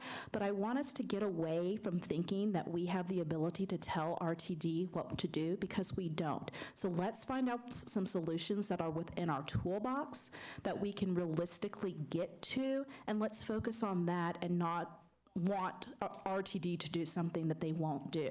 And let's strengthen our relationships with RTD as well. Thank you. Candidate Solani? Can you reiterate that question? I'm sorry. Do you believe that the 60,000 commuters into Boulder every day would be better served by clean light rail instead of a set of more affordable housing? Is it a trade-off? Well, since they don't live here, I would say they would be better served by light rail, of course. It isn't the thing that I wake up in the morning thinking about putting 60,000 more people into the city, because their commute is a difficult one. I did meet with Mayor Bagley in Longmont. He's been a leader in trying to get RTD to do some of the things that in a way they guaranteed us when we started paying taxes to them in 2004. So we're still being taxed big for RTD, and they haven't delivered a thing. I think we need to get together with Jared Polis, our governor. I think he has a vested interest in making transportation into and out of our city work a lot better. That's an infrastructure we need to improve. Candidate Brockett. Well, I will say it's not a trade-off, but I'm going to focus on the transportation side. We need much better mass transit. And so for the last 4 years, I've been serving the city as the representative to the Denver Regional Council of Governments. So twice a month, I take the bus down to Denver and work with elected officials across the region on our transportation issues. And I'm happy to say that we've secured the first funding for the first stages of bus rapid transit along Highway 119 to Longmont, and also on State Highway 7 East along Arapahoe. And we're also working with RTD to get the first phases of that long-promised train done, hopefully some peak hour service that we can implement more quickly than the full service. So mass transit is a huge piece of this problem. Candidate Swetlik. So I also don't think these two things are mutually exclusive. I think a majority of our housing issues are actually mass transit issues. And this is what happens when you put your trust in a corporation. So it's just like the Muni. If we start poking and prodding and thinking about doing something as an alternative, best case, we're going to find a better alternative that we control. Worst case, we're going to make them and push them in the right direction. And I think RTD needs a wake-up call at this point, because the services aren't getting any better, but the costs are only going up. And we're still paying for a train that I think I'll be older than Bob when it's going to happen. So That's pretty old. Candidate Yates. Well, 60,000 people kind of come in more or less at the same time in the morning and leave more or less at the same time in the evening. That would be a really, really big train, I think. And they don't all live in the same place. Some live northeast, some live east, some live southeast, some come down the mountain. So I think it would probably be unrealistic for us to think that the train is going to be magically the solution to all of our transportation problems. So I agree with my predecessors to my left. This is a combination of various transit systems, bus, increasing our housing opportunities, regionally focusing on housing with our suburban partners to the north and east and south, and eventually someday getting a train. That would be nice, that'd be cool, that'd be nostalgic, but it won't solve all of our problems. Candidate Hukla. So do we really think that 60,000 people that commuting here to work here want to stay to live in Boulder when they probably have a bigger place with yards and all that outside of Boulder? I mean, I found that like a fantasy. What we need to do is like offering a better mass transportation for these people that come into Boulder. How? Yeah, the train is great. We met with the mayor of Longmont, who was making a great effort. I think we have to partner with the cities around, but this is going to be we have to look forward to that. It's not going to be right now. So what we can do right now is improve the massive bus system that RTD is not delivering. Besides that, they own us more than $200 million. Candidate Duran? So to take that up to a different line, I do support a county, our own regional transportation system, and I appreciate the work that through the Transportation Advisory Board and other entities that have partnered with the City of Boulder to look at those alternatives. I think that is, it's ripe for that pursuit, because we have had this experience with RTD that has not benefited us as taxpayers. And so with that in mind, I really hope that we can emphasize movement in that direction. So I would say that a light rail is, in theory, a nice idea, expensive. I'd like to explore shuttle busing in, folks, but I think we need to recognize that when people come into Boulder, they may not be stopping just at one place to work. Thank you. Candidate Wallach? I have to correct my friend Adam. The standard of reference is that you will be older than me when you first.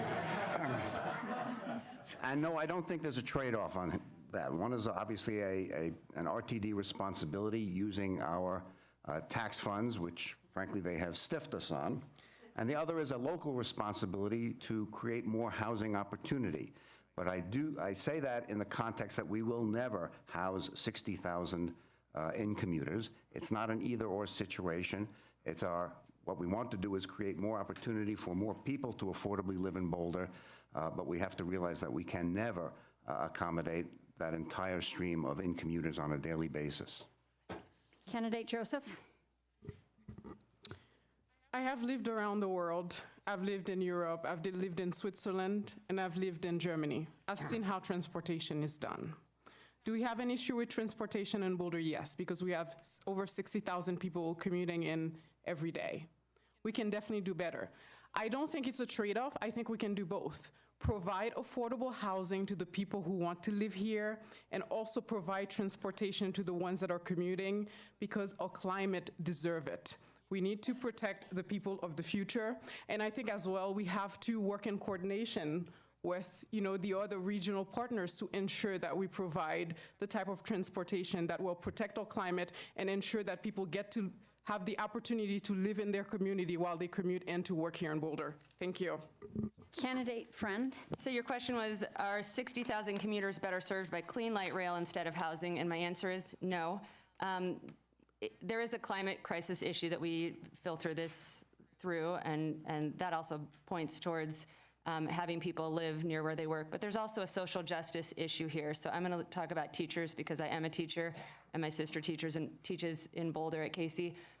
She was able to buy a house here in the 90s. New teachers cannot. So that means that they're putting their own kids in daycare to come and teach ours. And even if we give them a light rail to get here, they're going to have to take a light rail to the stop where the daycare is, and then they're going to have to take the light rail to their house, and they're going to keep doing 2 extra hours. And I don't think it's fair to have sort of a master servant class in Boulder where we're asking people to commute that many hours and sacrifice their own families for our benefit.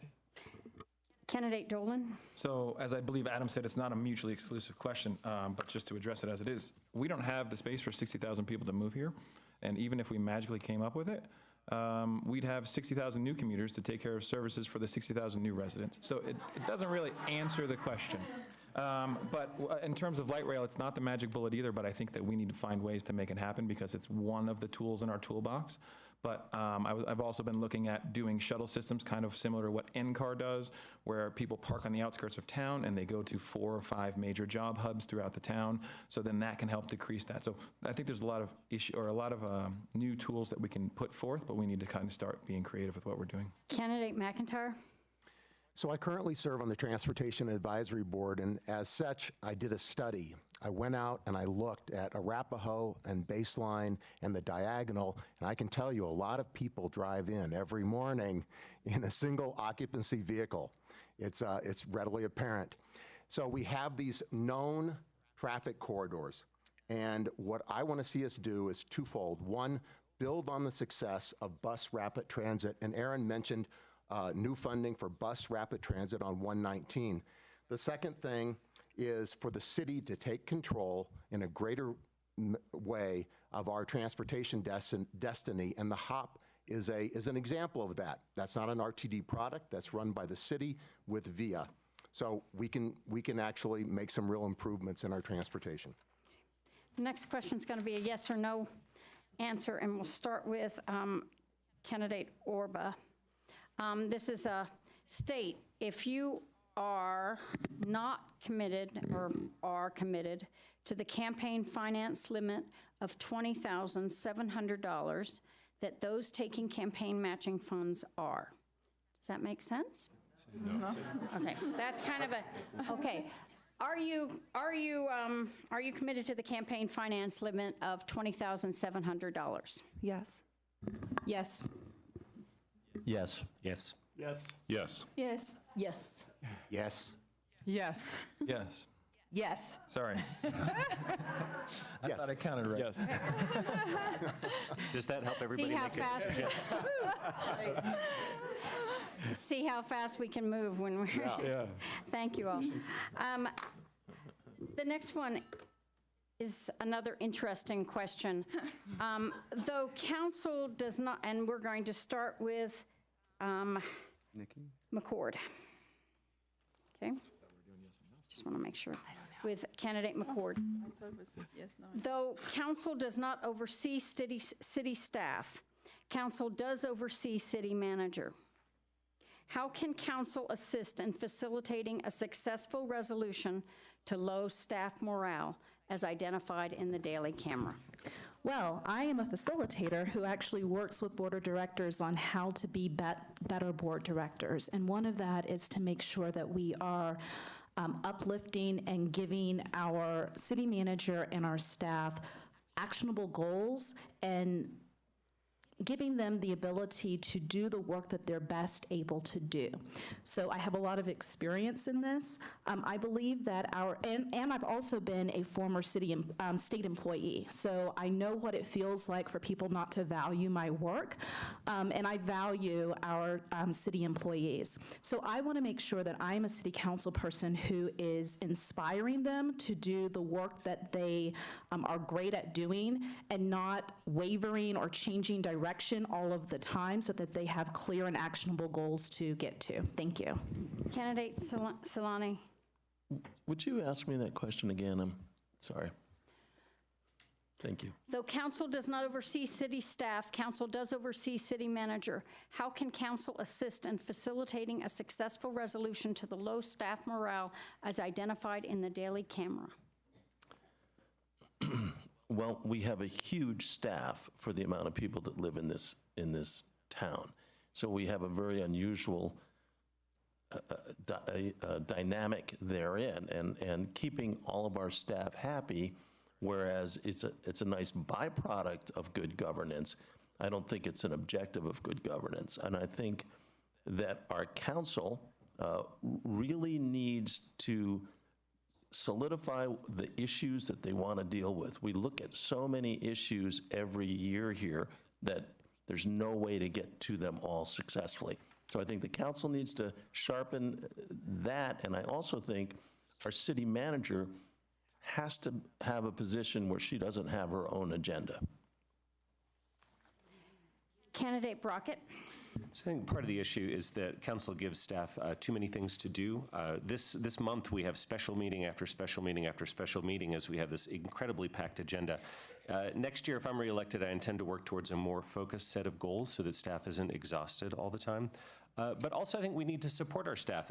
They're world class. I tell you, the people we have working for the city of Boulder are as good as it gets. But I've seen times in the last couple of years where folks on city council have not just disagreed with staff, which is entirely normal and part of the process, but really sharply criticized them just for doing their jobs. So I think we need to set up with a more collaborative relationship with our city staff so that we can accomplish a strong set of goals, but that's small enough that we can really get them done well. Candidate Sweatlick. So I think the root of this issue is in our engagement process. Currently, we have things like sub-community planning that are sort of not happening quickly enough, so it just doesn't give residents of Boulder enough sort of advance notice of what's coming down and what could be affecting them. And in that case, then they kind of come towards the end of any given project, and they're not pleased because they weren't involved early on in the process. So it's a matter of changing our engagement process, making sure that stakeholders around the community are aware of what's going on right from the beginning. And that way, they won't hold staff in such a negative view, and staff won't feel like they're not part of the community.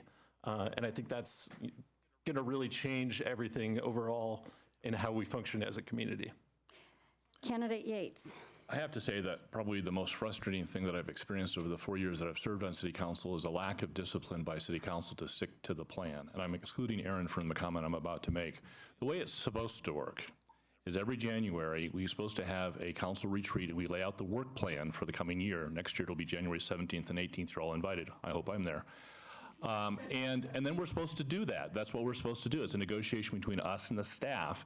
And except true emergencies, we're supposed to stick to that plan. Well, we do a horrible, horrible job. Every time a bright, shiny object comes along, we go off and chase that and go off and chase that. It drives the community crazy, it exhausts council, and it really exhausts staff. And we need to cut that out. We need to stick to our plan so you know what we're doing and that we know what we're doing and staff can support us. Candidate Hukla. I think there should be a really good connection between City Council and city staff. I think one of the examples of the disconnection was the Opportunity Zone program. It was brought without the knowledge of council.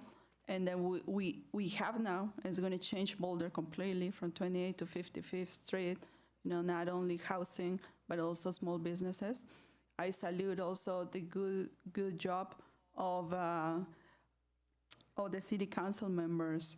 And since, we hire personnel to work for Boulder, like city management, we should ensure that they are working for the people, not for other interests. Candidate Duran. So I focus on two areas here. One, coming from the perspective of being a city employee in the city of Boulder, and then working with city managers throughout the country in the work that I've done. What makes for healthy relationships is clear communication and accountability. And I think of our city council as a board of directors. And not only is it the city manager, but it's also a city attorney and the municipal court judge that this body hires and is responsible for overseeing their work. And so one of the key issues for success in an organization is full evaluation of the hires of this body, and a commitment to focus on improvements in areas where are prioritized in the communication flow and the accountability of these appointed officials. Candidate Wallach. If I had one suggestion for council, it would be to do less and think more. And I think that will contribute to a greater sense of direction and make life a lot easier for staff. Of course, it is always appropriate to treat professionals and everyone respectfully, and I certainly support that. But I do want to point out that we live in a representative democracy, and there are times when there is a change of direction because council hears voices in the community that they have not previously heard. And when that happens, and there is a change in policy, there has to be some understanding that this is what government does when it is listening to people. Candidate Joseph. I have had the opportunity to go down to the city and meet with the budget manager. And one of the first questions I asked her, what can I do as a city council person or a person who aspired to be on city council? She said, learn how the budget works and how to prioritize, because that also is very important. But again, I want to say that in every system, whether it's government or whether it's even within your family, there will be disagreements, but it's how we manage those disagreements. I think it's very important that we keep the communication lines open and also do outreach. As someone who have worked within the United Nations system in Central African Republic, I've worked where there were armed groups with different interests. And part of my work, I had to do mediation to ensure that these different groups get to work with each other. So I believe I can definitely work with City Council. Thank you. Candidate Friend. I'm an attorney, and I'm going to disagree with the premise of the question a little bit. The premise is that council does not oversee or direct city staff, but for any of us who've come to meetings, we know that staff sit over here and say, we would like your clarification and direction on this project. And so city council gives direct instructions to staff on what steps to take. And the project that I know best is CU South, and I have watched city council from this dais just have staff chasing their tail again and again and again. So it's not just that they're getting instructions that they don't like from the city manager. It's coming directly from here. Sometimes they are berating staff from here.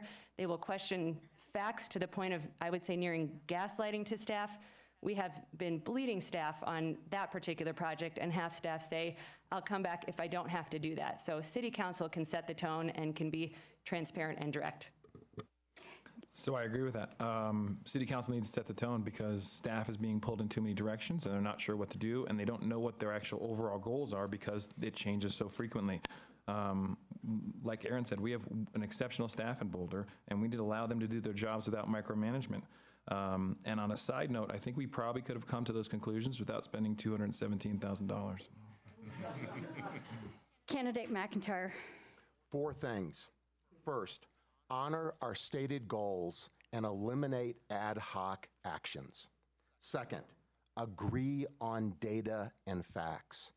Third, make no request of staff lightly. The current council majority will request data, will request all sorts of things, and it's soon, within a minute, forgotten and never followed up on, not by staff, but by the councilor. Fourth, value work. Candidate Cure. Thank you, Josephine. So what the Tipton report, I think, really highlighted is that we've got 1,400 city staff who feel disenfranchised, and this was a problem that the city of Denver had and that Mayor Hancock addressed directly, and this is a program which I feel that the city of Boulder should do as well, which is the Peak Academy. So Peak Academy was an initiative by Mayor Hancock to go to city staff and say, you know what, you know better than we as to what you feel are best practices so that we can empower you and you feel empowered that you know what to do. So I think that is a practical solution to this problem of trying to get people on the same page in regards to that. Candidate Orba. Donuts.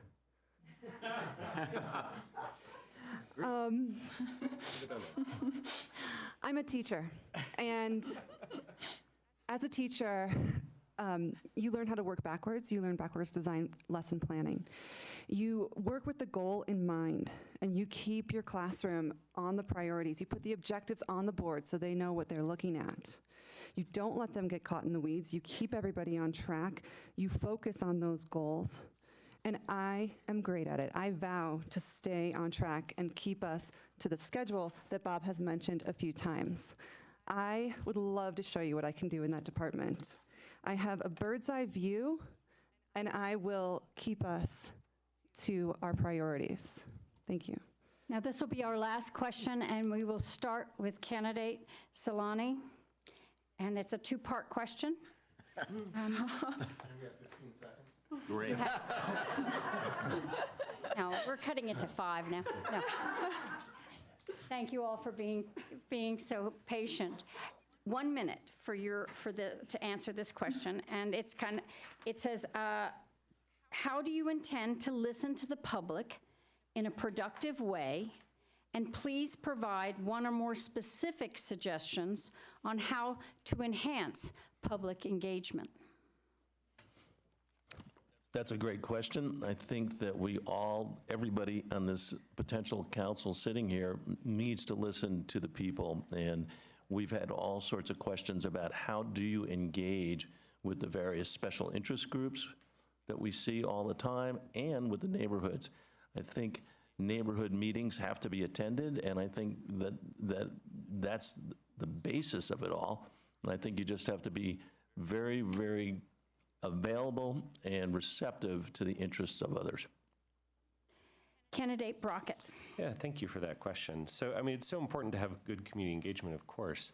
And, you know, we have a lot of people who show up to council chambers on one issue or another and who are often the most heavily engaged folks in our community, and their voices matter a lot, and we always listen closely to them before making a decision. I think it's critically important that we do everything that we can to get input from the entire community and do really broad outreach. So in the last couple of years, there's been an open space master plan that was passed, and we did this extremely high level of engagement out in the community, including micro-engagements, going to where people are at shopping centers or daycares or places where people are just living their daily lives. And one of the highlights of that was really working on reaching underserved communities, historically underserved. So folks who are Spanish-speaking, and young people, for example. And as part of those efforts, I was part of a chat with council just last weekend. Mary Young and I went to Sacred Heart of Jesus Church school and held a conversation in Spanish with folks right before they went to Mass, and heard from people who don't normally come to city council meetings. I think it's incredibly important to make sure that we hear from all voices in the community. Thank you. Candidate Sweatlick. So this is a great question. On the Housing Advisory Board, where I've served the last 2 years, I've been one of 2 members of our only standing committee, the Engagement Committee. And we have actually developed a new type of engagement called a listening session, where we invite people from particular parts of the community that are generally underheard to come and tell us about their experience living here in Boulder.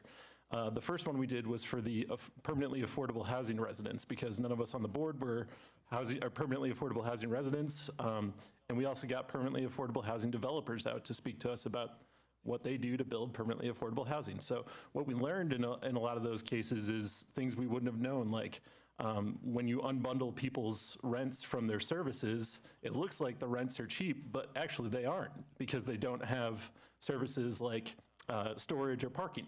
So you learn so much more when you specifically ask people to come out and tell you about their experiences. And that's something that I would like to bring to council as well, is bringing the people out to us. Candidate Yates. Thank you so much to whoever asked this question. This is actually what I ran on 4 years ago, is better council engagement. We receive about 10,000 emails per year from constituents, and I try to answer, I read every one of them, and I try to answer as many of them as I can. After I got elected, I started a monthly newsletter to let folks know where I was coming, where council was going, and why I voted the way I did, and 4,000 of you in our community subscribed to that monthly newsletter. I started the chats with council that Aaron talked about a year and a half ago, to get council members out in the community and having open dialogue without time limits with you all. And then I started last year a moving version of chats with council, which is walks with council, so you can take walks with us and have dialogues. And finally, shortly after I was elected, I rented an office at my own expense here downtown so that folks could come and because the city didn't provide us offices, to speak with me. And I meet with between 15 and 20 constituents a week, each and every week. I never turn down a request for a meeting. So I am open, I'm accessible, and I want us to continue to be so. Candidate Hukla. I think one of the things that we can do can be sub-community plans, so we can ensure that kind of each neighborhood is represented. It is really hard, actually, to bring people to city council meetings, and it's really hard to get people participation. In several council meetings that I've been there, I've seen the same faces over and over again. So there's a lot of citizens that are very involved, but most of them are not. This is a reality. So we have to work through that. I think online participation will be awesome, like if people can just sign up for a city council meeting online. Another thing that we can do is these city meetings are too long. I mean, it's hard for the city councils and from the public who wants to stay till after midnight. I mean, things like that. I think we have to target enough. At the end, I want to say that since I'm in the Women League of Voters, there's a lot of voices that are not heard. The minority community here in Boulder is the Latino. Most of them are not going to be able to vote because they can't. They don't have the right to vote. And I think we have to represent those voices here. Thank you. Candidate Duran. Thank you. A big part of my agenda is community and community building, engagement, participation. I believe in meeting people where they are, and so I would want to have initiatives that do go out to meet with people in communities where people are comfortable, because 1777 Broadway isn't always the most convenient or comfortable place for people. I believe in traveling meetings. I believe that this council body could be out in community doing sessions, doing meetings, conducting business in community. I believe in support bilingual meetings and that opportunity for different voices, literally, to be heard. I believe that we could be doing public meetings differently. For example, making sure that we end by 10:30 at night. I believe that we should engage seniors in a very distinct way, with earlier public engagement opportunities, 4 o'clock in the afternoon, or we have an input session that happens in the morning sometimes. I believe in issues of being out in community with folks at playgrounds, parks, on trails. I like the walk with a candidate and walking with a council member as well. So, thank you. Candidate Wallach. Well, That is an excellent question, but first I want to confirm Bob's engagement. He emailed me at 2:30 last night, and I assure you I wasn't awake for that. We need to have more informal forums for engagement. We need to be out of this room and into other rooms in public forums and neighborhood settings, and we need to do it earlier. A lot of our public engagement seems to occur as we are nearing decision on issues, and you end up with a lot of panic and hasty last-minute formation of groups for or against a particular issue. We need to interact with the communities at a much earlier stage if we want to have a satisfactory engagement process. And so I would look for more opportunities to do it earlier, do it out of this room, and look for those opportunities to begin the conversation on issues when the conversation should begin, at the beginning, not at the end. Candidate Joseph. Since I started running for city council, I have knocked on over 400 doors. I have been to the different communities. I have talked to members of the community. So it's very important for me to talk with people and do outreach. Outreach has always been part of my work experience and my life experience, whether it was when I was working at the United Nations serving 75,000 people, or whether I was an intern at the White House under the Domestic Policy Council serving Native American affairs. And through these experiences, I have learned the importance of putting people first and integrating their voice within the policies that we put forward as community leaders. So it's very important to me. I have done the work, and I will continue to do the work. Candidate Friend. So the first part, how do you intend to listen to the public and engagement? My answer would be upfront. So we need robust communication and engagement upfront, and then we need to plan and proceed. Sometimes what happens is we have the robust engagement, but then we kind of plan, then we get some more engagement, and then we walk back. We need to make a decision and be brave and follow through with it. Number two question was, what's a specific idea? So I would focus on this room where I've spent a lot of time. I can testify, like I was very involved in the assault weapons ban, and there were a lot of NRA members who were there, and they were well armed, and they were pretty menacing. It's already scary to be up at that podium. We could calm this room a little bit. We could have people allowed to sit down. We could make it so that this is a more inviting and natural place, and we don't have stage fright. We could also have daycare on site so that people with kids can come and engage. I agree with the translator. So I like the community outreach, but if you want to be on the record, you have to be in here. So we have to make it easy to be in here and testify. Candidate Dolan. So our job as council members, if one of us or however many of us, 6 of us get elected, is we work for the people. And our current community engagement process is broken. The people who are yelling the loudest on the outskirts are the ones being heard, and the people who have things to do and families and can't spend 6 hours here on a Tuesday, Wednesday, or Thursday don't get heard, and so they kind of get lost in the mix. How would I address that? I would do more outreach to stakeholders earlier in the process to make sure that their voices are heard. Also similar to what Bob said is doing traveling council meetings, so you go to the people as opposed to having the people come here. And then also offering free babysitting or babysitting at the library so parents can come, single parents can come, so everyone has the opportunity to be engaged. Thank you. Candidate McIntyre. Once again, I'm going to take a little bit of a different tact here. First, I want to thank the League for helping us elect representative leaders. And that representative is the key word here, because no matter how involved you are, you can't come to every council meeting. You can't visit every TAB meeting or OSBT meeting. So that's why we have representative leaders. And so the League has done a great job in that. And as far as when we think about Boulder, we think about the things that make it great. Our open space, our mall, NCAR, these are emblematic of Boulder. Those great things had opposition.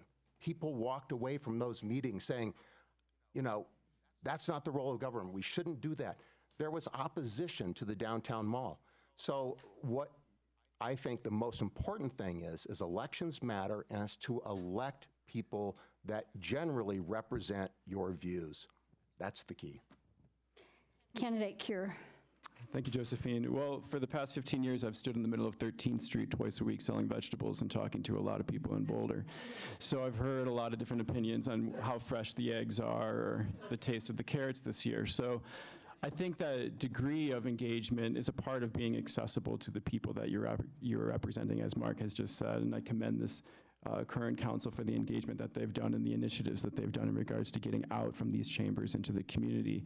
And I think, once again, that ability to be accessible is also not being beholden to an agenda, that we all have open minds, that we are representative of you, and so that we remain teachable. There are multiple instances where the initial idea sounds really good, but the practical implementation of that idea sounds horrible. So that is the part where we as representatives have to remain open to change. Candidate Orba? I wish I could have Bob's schedule. He's retired, and that's a luxury that he has. I am very good at reading between the lines and seeing who's not in the room. Now, that said, I would like to get more of my constituents in the room. Live from Paris, on France 24.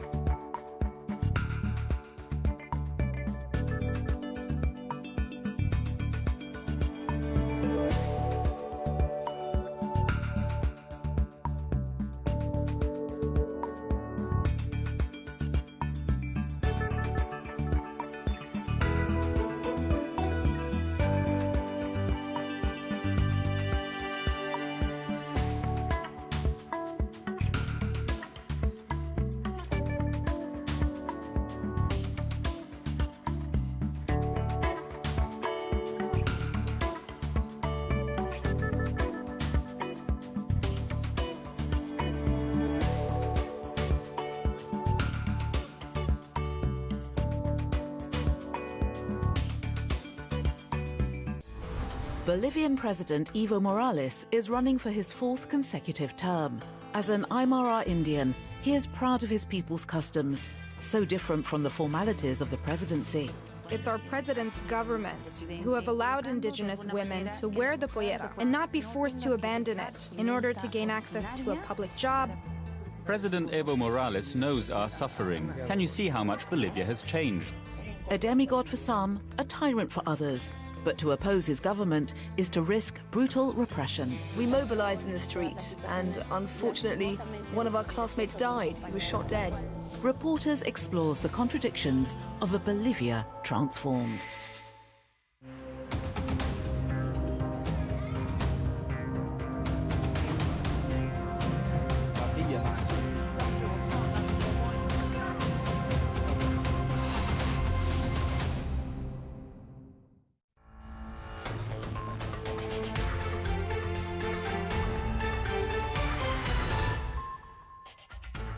The worst typhoon to hit Japan in 60 years makes landfall southwest of Tokyo, killing at least 2 people.